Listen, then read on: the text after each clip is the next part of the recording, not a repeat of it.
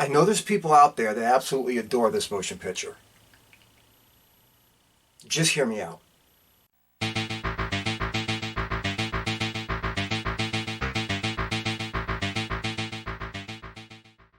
Okay, everybody, today we're going all the way back to 1980 to look at a motion picture that when I was really young, I seen in the cable guide. I seen little short trailers for it, and I said, I have to see this movie. And then I seen the movie. Anyway, before we go into all that, we're talking about 1980s. Fade to Black. But before we go any further, before we dig into this gem anymore, once and again, and as always, to the trailer. This is Eric.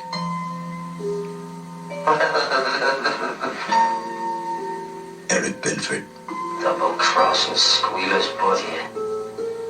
I go to a lot of movies. It's my thing. You know what I do to squealers? Why don't you live in the real world with the rest of us? If you're so smart, Stella, tell me what James Cagney's name was in White Heat. Binford he's sick in the head. He's like retarded or something. Here's to us, top of the world. I'm a great admirer. I just wanted to meet you. Happy birthday to you. I once went to 3 movies every day for a year, and I never missed once. I can't picture the creature who'd want to marry you. Tell me, who is this unlucky girl? Marilyn Monroe. Remember, you picked me up hitchhiking. I gave you the whole idea for my movie. I've never heard of you. Happy birthday, Huh? Cut it, Bill! dear Eric. What are you looking at, you creep? But you didn't know what Adolf Hitler's favorite movie was. Broadway Melody, I bet you didn't know that. But what about Cry of Battle and War is Hell? Where were they playing, huh? Eric Binford lives for the movies. Sometimes he kills for them too. Dennis Christopher, star of Breaking Away, creates an unforgettable portrait of life on the edge of terror.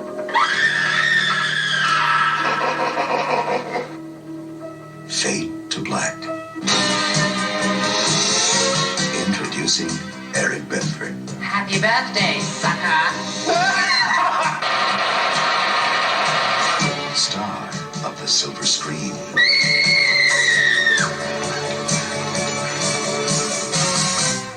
Master of disguise. I don't think he's calling you out. Hop along, Cassidy. Oh, look at this. Minister of horror. Now in the ultimate performance of murder.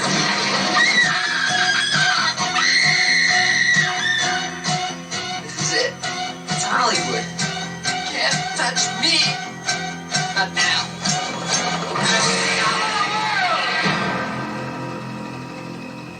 Fade to Black.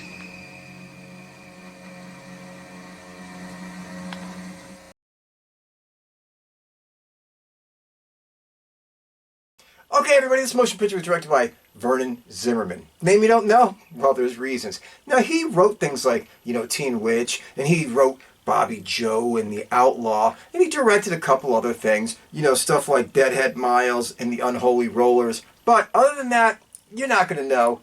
You're definitely not going to care, unless you keep this thing going.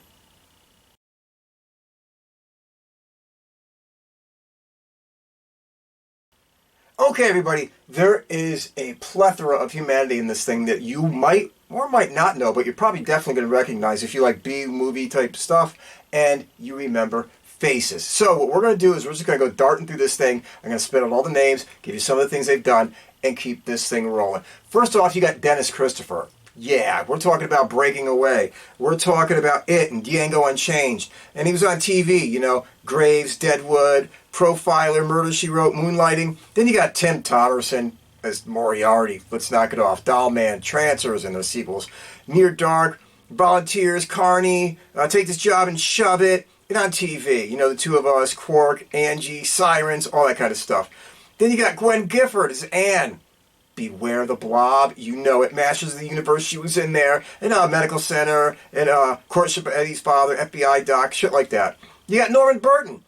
Oh, man. Are you kidding me? Bloodsport. Diamonds Are Forever. The Gumball Rally. Shit. Every TV show known to man. Then you got Linda Kerridge. Not much of a career. She's playing like Marilyn Monroe in this shit. She was in Vicious Lips.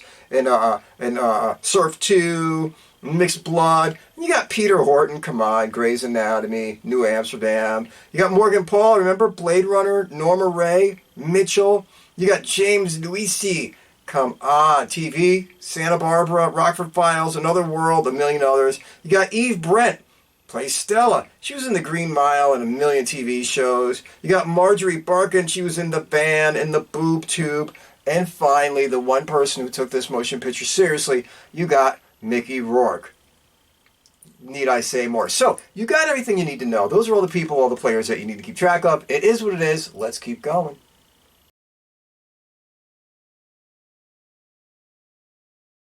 Okay, everybody, I'm really going to try to keep this short.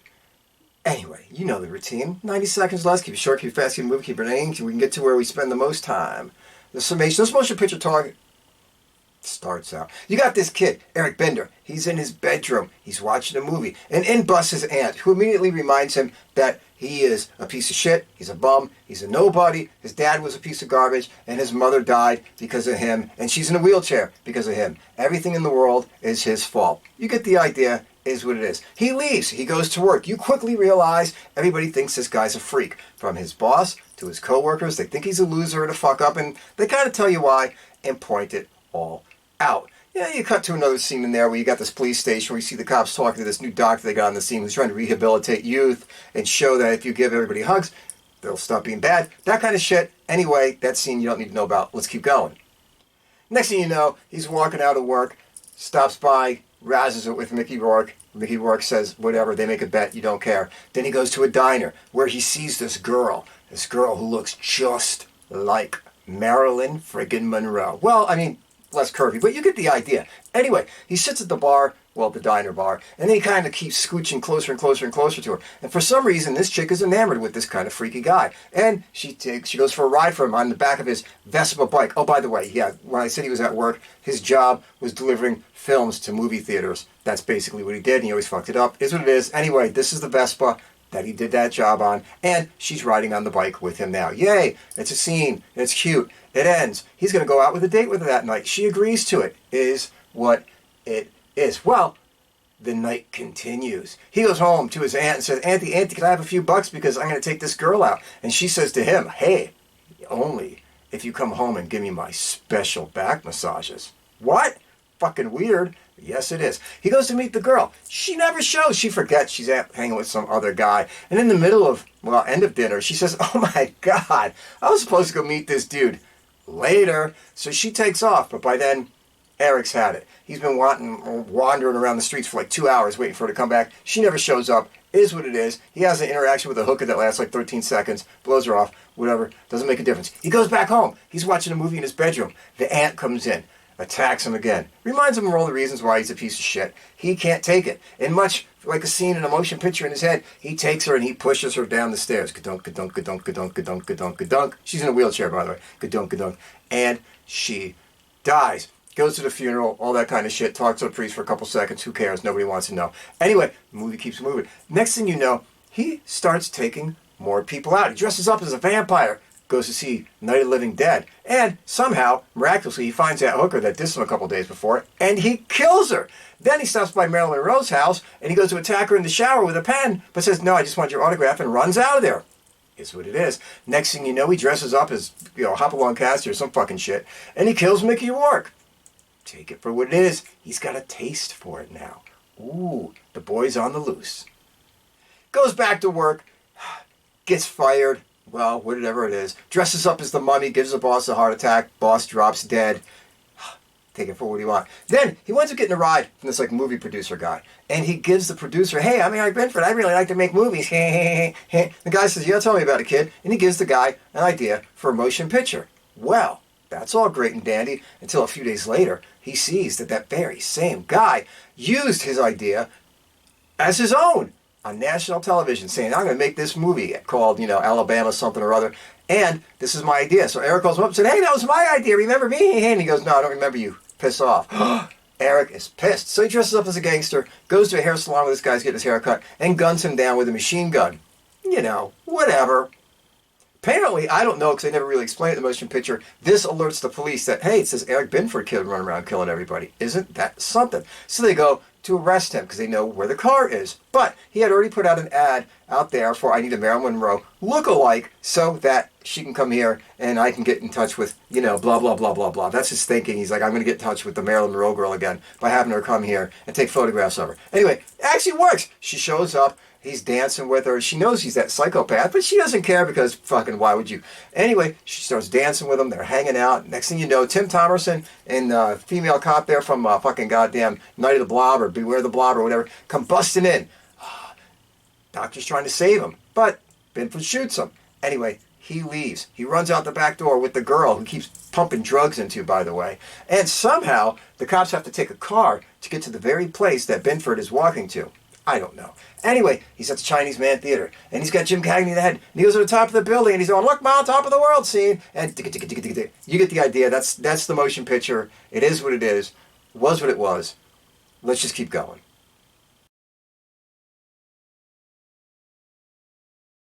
All right, everybody, let's do this. Does Fade to Black work? In every logical sense of the way, it does not. It doesn't. Let's face it. There's so many glaring plot hole things. There's so much bad well, I'll get into that in a minute. There's so much of everything in this motion picture that is wrong. It clearly doesn't work. It clearly isn't really good. And it clearly doesn't have a moment of suspense in it. But does it have a charm? Anyway, let's get the big three out of the way. The directing, pedestrian at best.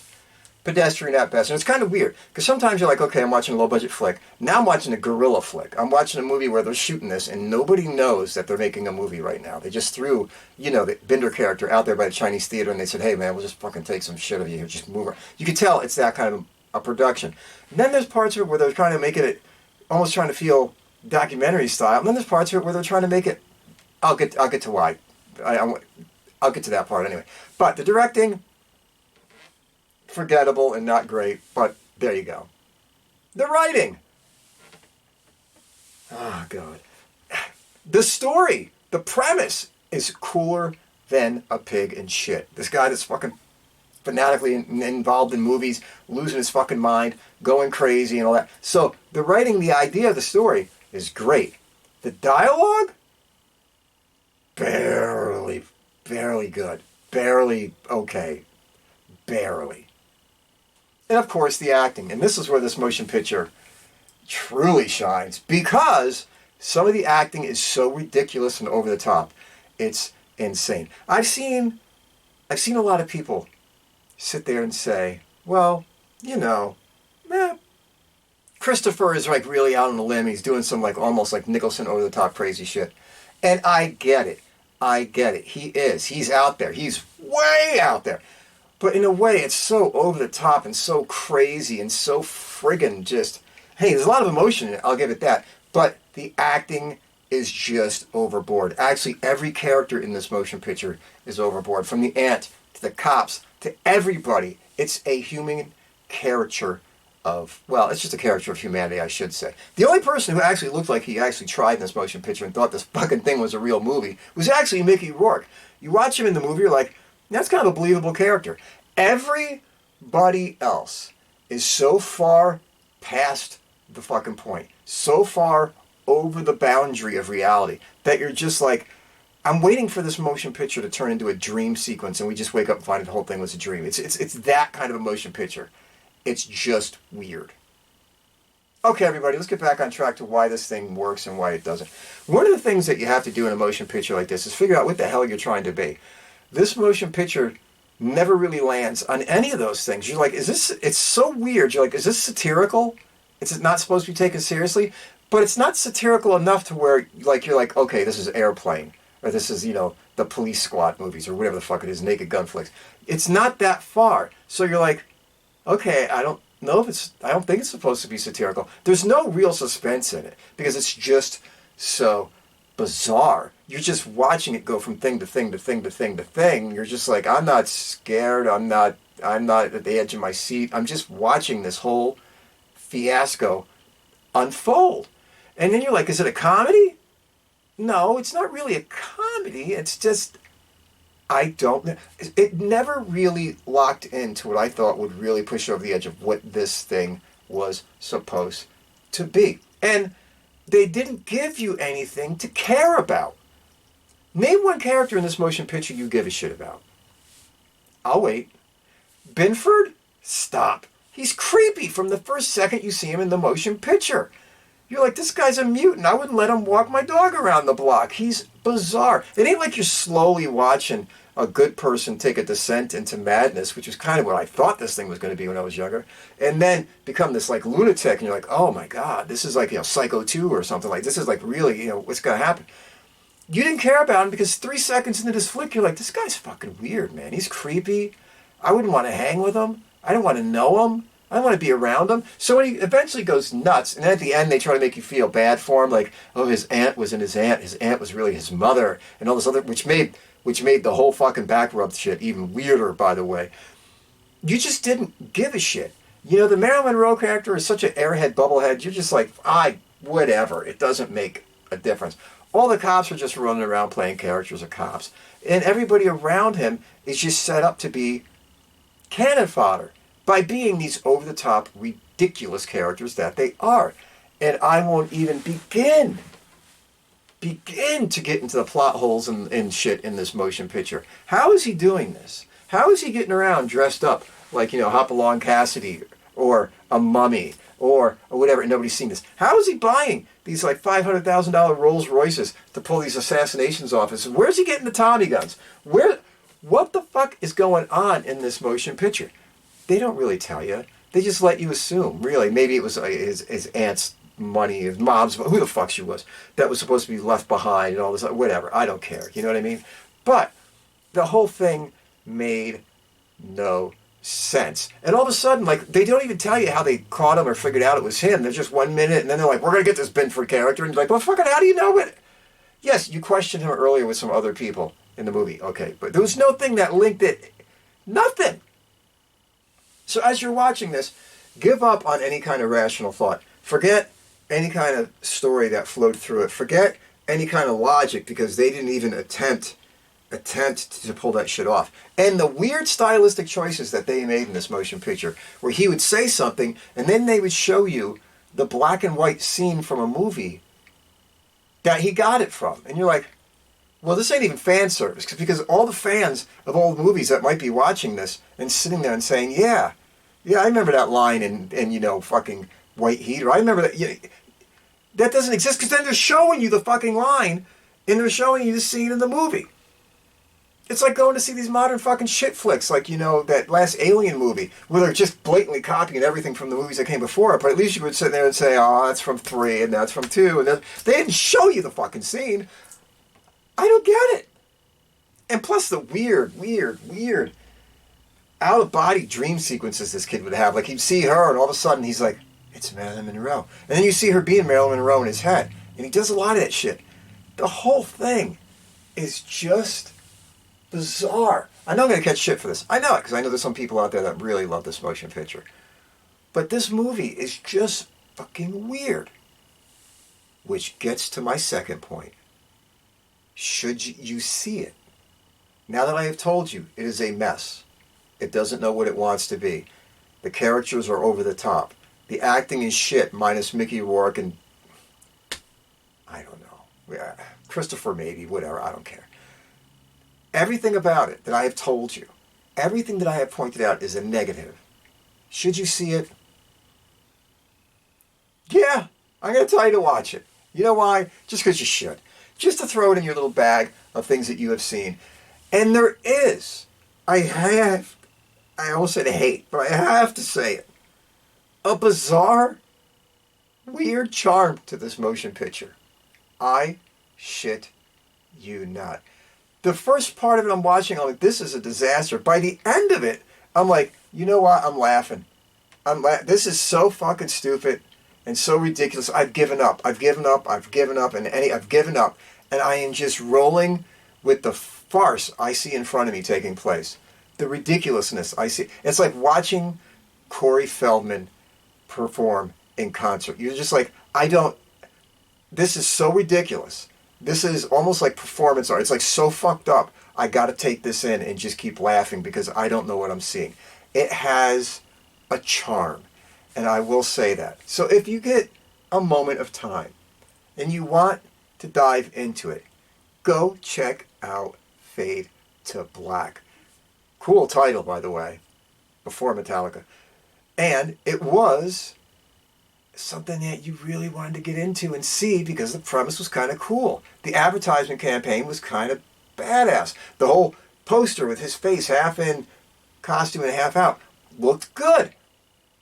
But once you got in there, you'll see what I mean. Anyway, I'm off on a tangent. Get out there, check this movie out, let me know what you think. Be good, take care, stay out of trouble, be kind to a stranger, be there for a friend, and most of all, never, and I mean ever, take any bullshit from anybody. I'll see y'all soon.